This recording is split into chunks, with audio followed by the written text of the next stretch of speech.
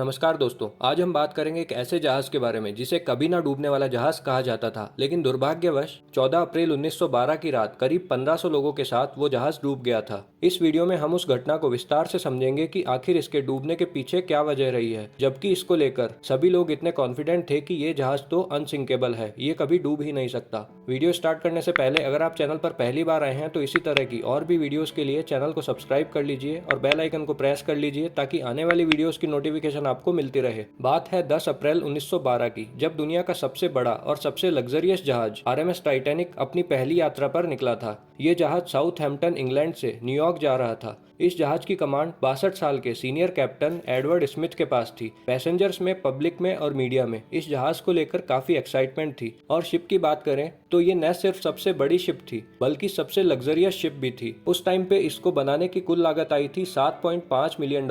अगर आज की बात करें तो ये लगभग $400 मिलियन के बराबर है। और इस जहाज की लेंथ 269 मीटर थी और हाइट थी इसकी लगभग 53 मीटर। शिप के अंदर की फैसिलिटी और डेकोरेशन 5 स्टार होटल को भी पीछे छोड़ती थी। इसके अंदर दुनिया के जितने भी सुख सुविधाओं के साधन है, गर्म पानी या ठंडे पानी का स्विमिंग पूल, जिम, सारी स्पोर्ट्स फैसिलिटीज, मूवी थिएटर और भी जितनी सुविधाएं होती है वो सारी इसमें मौजूद थी। और इसमें ऐसे सेफ्टी फीचर्स का इस्तेमाल किया गया था जिसके कारण इसे अनसिंकेबल माना जाता था, मतलब कि ऐसा जहाज जो कभी डूब ही नहीं सकता। इस जहाज को व्हाइट स्टार लाइन नाम की एक कंपनी ने बनाया था। इस कंपनी के वाइस प्रेसिडेंट इस जहाज को लेकर इतने कॉन्फिडेंट थे कि उन्होंने पब्लिकली कहा था कि ये जहाज अनसिंकेबल है, ये कभी डूब नहीं सकता है। लेकिन अपने पहले सफर पर रवाना होने के 2 दिन बाद ही टाइटैनिक को अपनी पहली आइस वार्निंग्स मिलनी शुरू हो जाती है। यानी जिस अटलांटिक महासागर के रास्ते ये जहाज आगे बढ़ रहा था उस पर बड़े बड़े बर्फ के पहाड़ मौजूद हैं, जो कि इस जहाज के लिए खतरा है। ये वार्निंग्स कोई नई बात नहीं है। अक्सर आसपास के जहाज रेडियो के जरिए कम्युनिकेट करके एक दूसरे को इसकी जानकारी देते रहते हैं।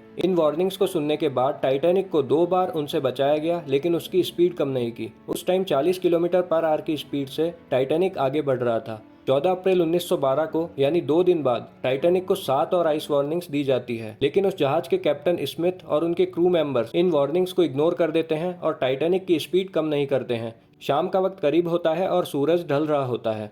और इस 14 अप्रैल की खास बात यह थी कि इस दिन चांद नहीं निकला था, तो बिना मून के कोई मूनलाइट नहीं थी, तो उस रात दिखाई भी कम दे रहा था। जहाज के ऊपर एक क्रॉस नेस्ट होता है। ये एक छोटा सा प्लेटफॉर्म होता है, यहाँ किसी को बैठा कर रखा जाता है ताकि वो दूर तक नजर रख सके। रात का समय था और जहाज बहुत तेज रफ्तार से चल रहा था और ठंडी हवाएं भी चल रही थी। इस वजह से आंखों में आंसू आ रहे थे और देखने में भी दिक्कत हो रही थी। रात के करीब 11:39 पर फ्रेडरिक फ्लीट नाम का एक बंदा इस क्रोज नेस्ट पर बैठा होता है। इसे अचानक से अपने सामने एक बड़ा सा बर्फ का पहाड़, एक आइसबर्ग दिखाई देता है और वो तुरंत अपने पास लगी घंटी को 3 बार बजाता है ताकि नीचे बैठे हुए लोग सुन सकें। फोन करता है ऑफिसर्स को जो ब्रिज पर मौजूद थे और चिल्लाकर कहता है कि जल्दी से जहाज को मोड़ो, सामने एक बहुत बड़ा आइसबर्ग है। ब्रिज पर बैठे फर्स्ट ऑफिसर विलियम इस इंस्ट्रक्शन को सुनते हैं और जल्दी से इंजन रूम में खबर करते हैं कि जहाज को लेफ्ट डायरेक्शन में मोड़ दो। लेकिन अब बहुत देर हो चुकी थी और सिर्फ 1 मिनट बाद 11:40 पर जहाज जाकर उस आइसबर्ग से टकरा जाता है। और ये आइसबर्ग भी कोई छोटा मोटा आइसबर्ग नहीं था, ये 200 बाय 400 फीट का था, लगभग एक फुटबॉल ग्राउंड की साइज के बराबर, और हाइट में ये क्रोज नेस्ट के बराबर आ रहा था।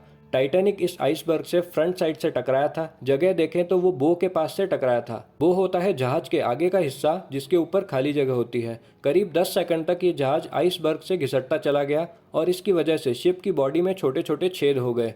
जनरली अगर हम देखें तो हम किसी भी बर्फ के टुकड़े से मेटल को नहीं काट सकते हैं, क्योंकि इस आइसबर्ग का वजन इतना ज़्यादा था और ये इतना बड़ा था कि इसने जहाज को पूरी तरह से डैमेज कर दिया था। इस घटना के बाद जहाज के कैप्टन और बाकी लोग ये देखने पहुंचे कि जहाज कितना डैमेज हुआ है। देखने के बाद उन्हें पता चला कि ये जहाज तो डूब जाएगा और ये देखकर वो शॉक्ड हो गए और सोचने लगे कि ये जहाज तो अनसिंकेबल था।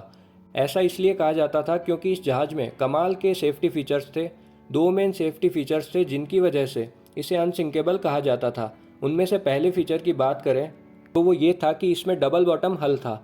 हल जहाज की मेन बॉडी को कहा जाता है। अगर एक लेयर टूट भी गई तो दूसरी लेयर बचा लेगी। और दूसरा फीचर था कि शिप की जो मेन बॉडी है यानी जो हल है उसे 16 अलग अलग वाटर टाइट कंपार्टमेंट्स में डिवाइड किया गया था, तो उनमें से अगर 4 भी पानी से भर गए तो जहाज नहीं डूबेगा और वो तैरता रहेगा। लेकिन आइसबर्ग से टक्कर जहाज के साइड में हुई थी तो डबल बॉटम हल कोई काम नहीं आया और इसका इम्पैक्ट इतना ज़्यादा था कि 16 में से 6 वाटर टाइट कंपार्टमेंट्स पानी से भर गए थे। जैसा कि बताया था कि लिमिट 4 तक की थी, तो अब इसे डूबने से नहीं बचाया जा सकता था।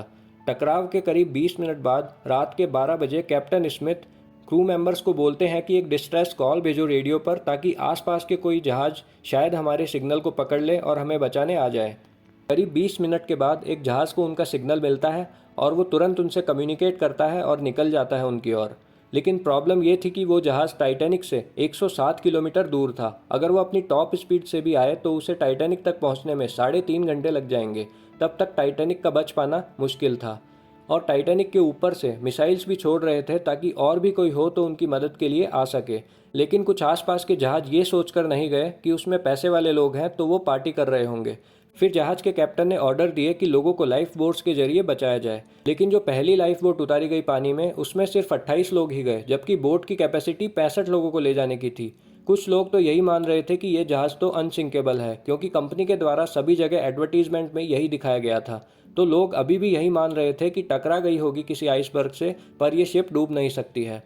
धीरे धीरे एक एक करके सारे कंपार्टमेंट्स में पानी भरने लग गया और जहाज़ तिरछा होने लग गया। फिर पैसेंजर्स को लगने लगा कि अब ये जहाज़ डूब सकता है। उसके बाद लोगों में भगदड़ मच गई। रात करीब 1 बजे जहाज़ का अगला हिस्सा, जिसे बो कहते हैं, वो पूरा पानी में डूब गया और पिछला हिस्सा ऊपर की ओर उठ गया।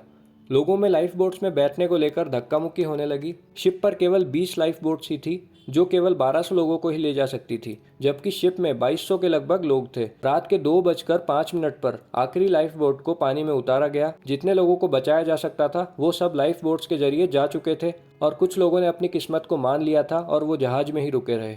जिन्हें तैरना आता था वो भी नहीं बच पाए, क्योंकि पानी का टेम्परेचर था -2 डिग्री, तो वो भी ठंड के कारण मारे गए। वहाँ मौजूद लोगों के कहे अनुसार करीब 2:20 पर जहाज के 2 टुकड़े हो गए थे और धीरे धीरे करके पूरा जहाज पानी में डूब गया था और जितने भी लोग जहाज में मौजूद थे वो सभी लोग जहाज के साथ डूब गए। 3 घंटे से भी कम टाइम में ये कभी ना डूबने वाला जहाज, जिसे अनसिंकेबल कहा जाता था, वो पानी में डूब गया। टाइटैनिक जहाज के कैप्टन एडवर्ड स्मिथ एंड तक जहाज पर ही मौजूद थे और जहाज के साथ ही पानी में डूब गए। और कुछ लोगों का ये भी मानना है कि उन्होंने गोली चलाकर सुसाइड कर लिया था। और जो जहाज टाइटैनिक पर मौजूद लोगों को बचाने निकला था वो पहुंचता है करीब 3:30-4 बजे के बीच, करीब 1 घंटा लेट। तब तक जहाज तो डूब चुका होता है, लेकिन जो लोग, करीब 705 लोग लाइफ बोट्स में बैठकर निकल चुके थे, उन्हें यह जहाज बचा लेता है। तो दोस्तों, ये थी टाइटैनिक की कहानी, जो उसके पहले सफर के साथ ही खत्म हो गई थी। अगर अभी तक आपने हमारे चैनल को सब्सक्राइब नहीं किया है तो इसी तरह की और भी वीडियोस के लिए हमारे चैनल को सब्सक्राइब कर लीजिए और बेल आइकन को प्रेस कर लीजिए ताकि आने वाली वीडियोस की नोटिफिकेशन आपको मिलती रहे। धन्यवाद।